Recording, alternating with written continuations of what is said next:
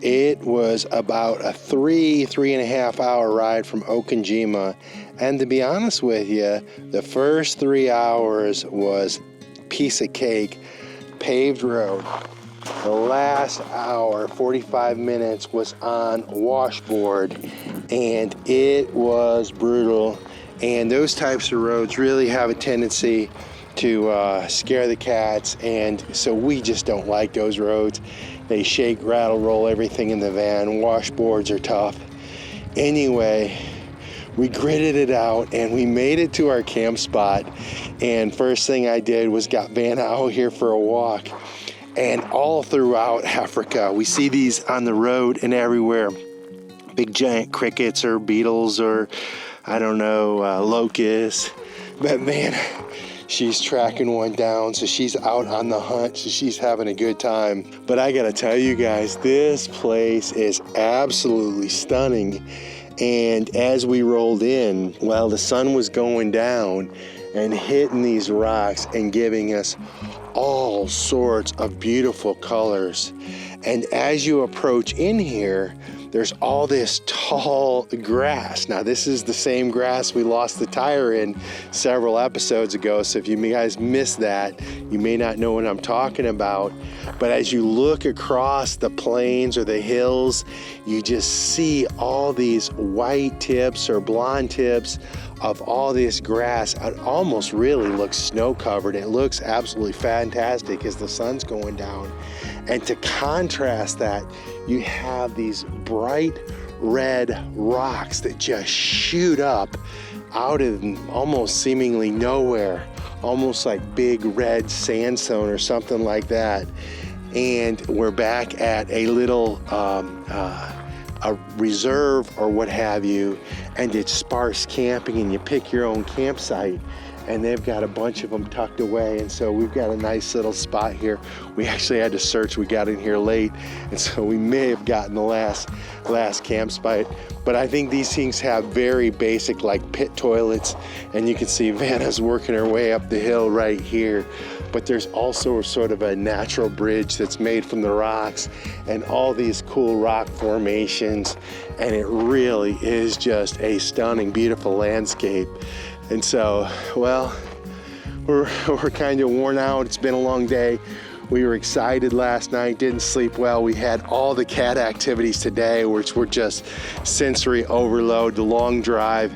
And by the time we got beat up by the roads, we were just done. And so I want to get the cats a quick walk and make some dinner, and we're going to hit the sack. We got another long and exciting day tomorrow exploring this place. So anyway, let me go grab G and give him his turn.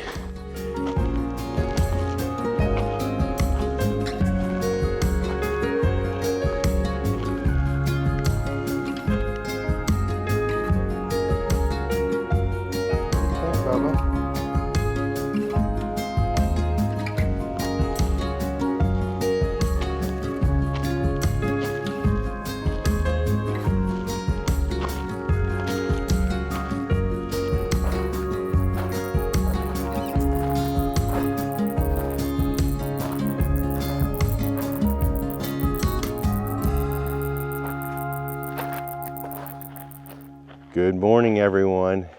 What a beautiful little spot we found right here. And it's on the way to the coast, Swakopmund, which is where we're headed. And well, it's kind of out here just in the middle of these grass fields. And it's this big boulder playground with all these giant red boulders. And then these rock formations just shoot up out of the ground. And well, there's kind of sparse campsites all throughout along the edge of the mountains. We got here late last night, but we did manage to find a good one. But the sun is coming up. We got here last night when the sun was coming down. So right here is where the sun's coming up. And there are some areas where you can just walk around and play on these rocks as part of your entrance fee in here. And there are a lot of hikes where you need a guide, and some of them it's because some of them are steep and some of them require gear to climb. There's also supposed to be some ancient paintings here. I don't think we will take full advantage of this place, but there is absolutely no way I could come up here without playing in these rocks. And look at these big giant boulders just sitting up here. So cool. And those of you who kind of watched us stroll around maybe the United States, Mexico, Latin America, we're able to play around in a lot of this stuff. Look at that. And you can see down below that sort of blonde grass I was telling you about last night. And then every once in a while, they've got some of those green trees just shooting up with the red rocks. Such a beautiful contrast. Oh, and there's some of those little rodents. Helix, I think. No, can't think of the name of them. But hopefully you can see them up there running around. Babies. So cool. I'll put the name on the screen and what they are if you can see them. And then over here, look at, there's a beautiful little open archway. And there's some people sitting in it, watching the sun come up. Wow. Absolutely stunning.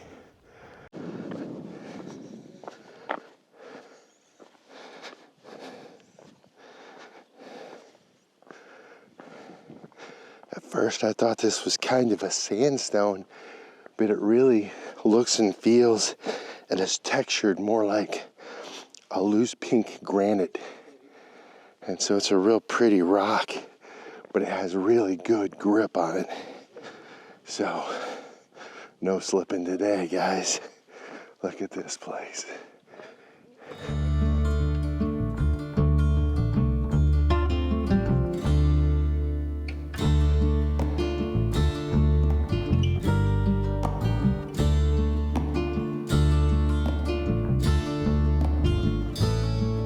Snow's just arrived, so we're gonna go down and see if we can't get a picture in the archway.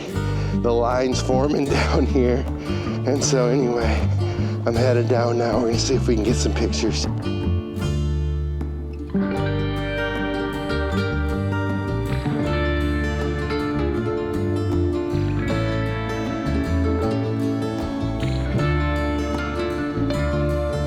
She made it, guys. Give her a big round of applause. Woohoo!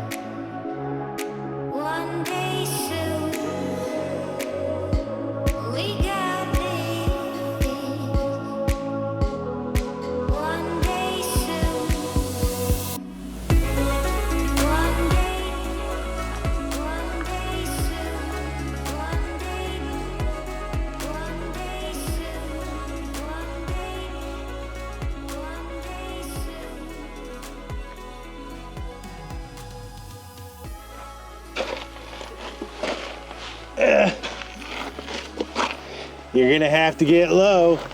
Get low, get low.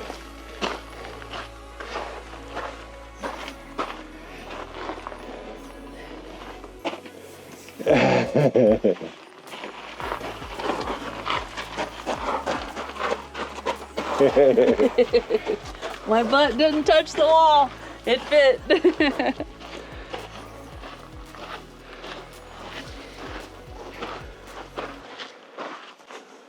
If you're new to our channel, we picked up a lot of new people through West Africa. I love climbing on rocks like a little kid. Some of these are a little too big for me to climb on though. But I gotta try when I can. That one ain't gonna make it forever. Well, there's some big balls on the other side, so I guess that's how they're formed. Yeah. I'll look up in there, Curt.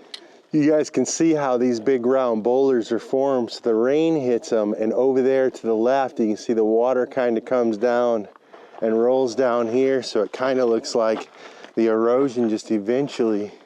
Oh, look at this little slot canyon. There's snow going in there. Oh, look at the little misadventure. Out the other side over here. Okay. Nope, there's a tree in the way.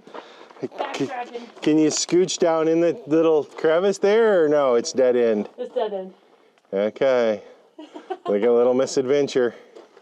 So I was talking about the dispersed camping around this place, all up along the mountains and stuff.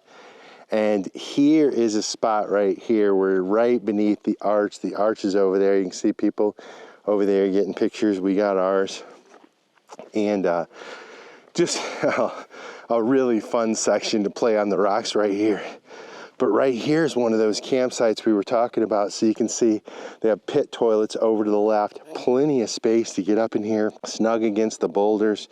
They've got a little fire pit, a little table, a wastebasket, and there are all sorts of little spots just tucked away along the rocks, the boulders, the mountains, all of them with different unique views. It's really, really, really a special place.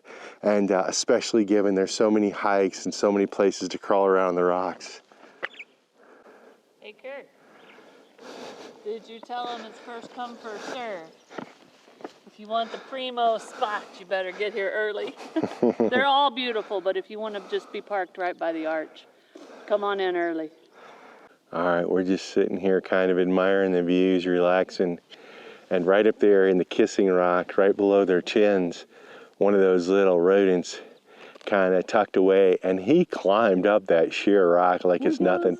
There he goes, look at him running up in there. And there's a hole, and we've seen those things around, scampering around in these rocks. Pretty cool. What a beautiful, peaceful place. Yeah, it really is.